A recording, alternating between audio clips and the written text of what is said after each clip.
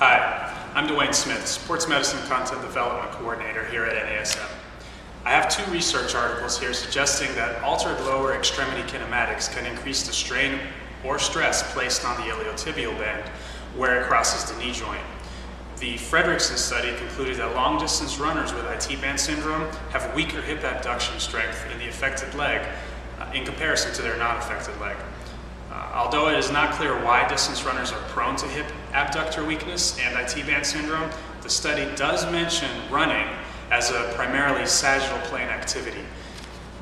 After 6 weeks of following a strengthening protocol, 22 of the 24 athletes participating in this study were pain-free.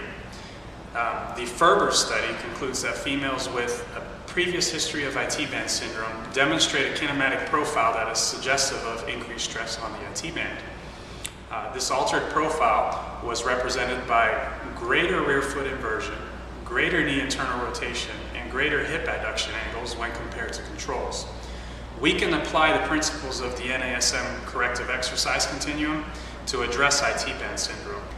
IT band syndrome is the result of inflammation caused by friction and increased torque near the lateral epicondyle of the knee. It is characterized by pain on the lateral side of the knee joint, and some people that suffer from this will even feel it popping and or even see the tendon pop over with flexion and extension of the knee. Those with IT band syndrome will typically present in the overhead squat assessment with inward rotation of the knee and outward rotation and or flattening of the ipsilateral foot. In the single leg squat assessment, it will usually become quite apparent that your client does not exhibit adequate glute strength, as it will be hard for them to stabilize on one leg during movement. To address IT band syndrome, utilizing the Corrective Exercise Continuum, we'll first inhibit the TFL, IT band itself, adductor, and lateral calf.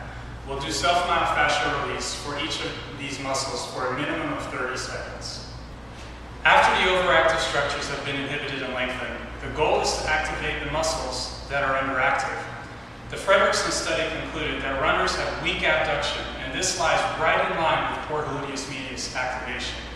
Gluteus medius is an abductor and external rotator of the hip. Another study has shown that the sideline hip abduction exercise elicits the most EMG activity in comparison to other therapeutic exercises commonly used for gluteus medius activation.